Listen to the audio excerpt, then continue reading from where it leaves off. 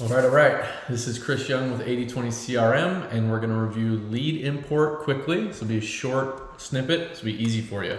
So any admins looking to import lead data, so we can provide a template for you, piece of cake, with the basic fields on the lead. There are literally hundreds more, but these are the basic fields that usually get you where you need to go.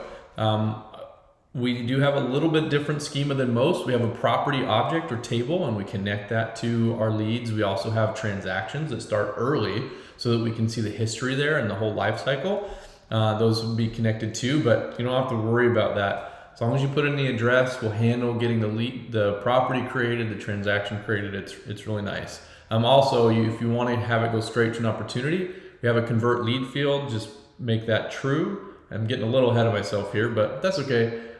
Put it true, and then that will automatically run a trigger that will convert the lead to an opportunity for you, create the property and transaction and all of the things, accounts, contacts, all the things to go with it. So when you are importing a lead, something important, you must have a last name. It's like a Salesforce law of the universe. Must have a last name, can't turn that off. If you don't know it, put unknown or address only. I've seen those a couple of times, NLN, no last name. But something standard is what we recommend. Unknown or address only are probably the two most common that we've seen in there, assuming you have an address. First name, last name, email. Email will be validated, so you need to make sure it's clean. It can't have commas or be a delimited list. It has to have an @ sign and a domain and that kind of stuff. So email will be validated. It will reject the whole row if it doesn't like the email. Mobile number, phone number, 40 characters. They can be text. We recommend just putting simple number in there. You can put the country code if you'd like, and it will try and format that appropriately. You can put extensions. Obviously, it's going to struggle to format with extensions. If you put dots, kind of the European formatting or international formatting, it might not like that either. So just straight numbers is the cleanest way. Same with phone, email, mobile, and phone list. So these can be comma or semicolon delimited lists of your emails, your mobile numbers, and your landlines. And we have a trigger that runs that when it sees those, it will parse them out, create communication records, attach them. It's really nice. So it makes it really simple to import lots of numbers. Just put them in a list, either comma or semicolon delimited, and we'll clean them and take care of it from there. So that's useful. Contact method and contact time. How do we like to be contacted? How do they like to be contacted? Phone, text, in person, and then what time. And something important to know, all of your pick list values, not all of them, but a lot of our standard or default pick list values we put here for your reference. And it's nice when you're trying to map stuff over, you can use them as a validation and say, hey, look up to this value, and it's really useful. So those are there for your use, and we'll go through a few more of those, or a few of those in a minute.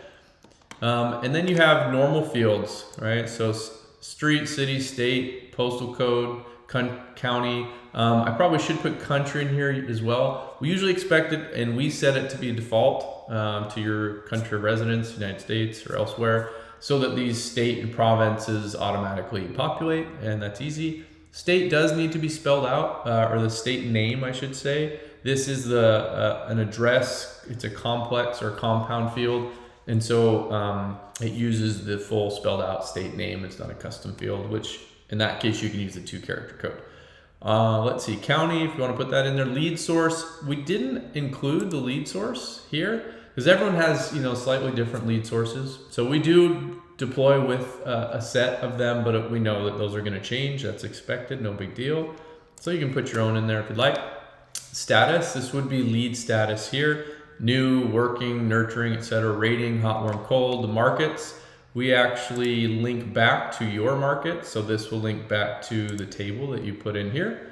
And we'll pull those markets over so that they work for you right out of the box, which is really nice.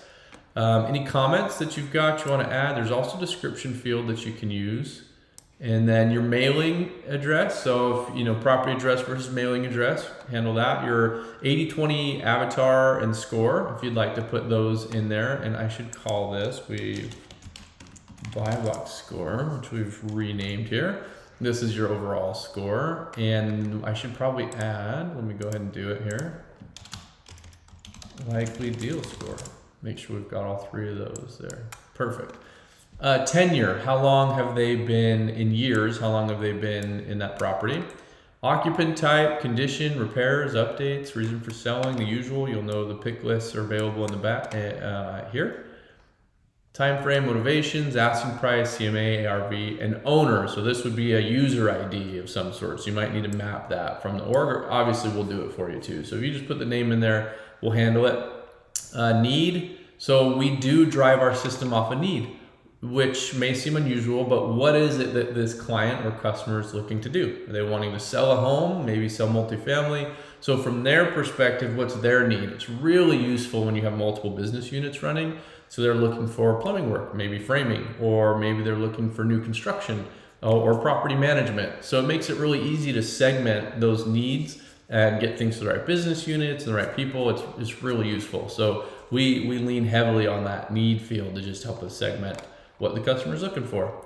Contact type, so buyer, seller, client, tenant, whatever, those are there. BU type, again, it goes hand in hand with the need. So what business unit is this lead coming into? Residential real estate, construction, services, property management, etc.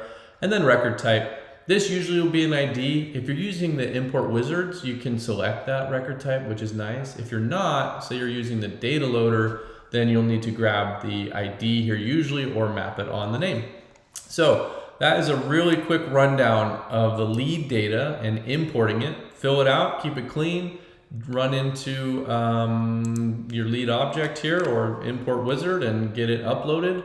If you're using Google Docs like so, just download the CSV and away you go. Not too bad.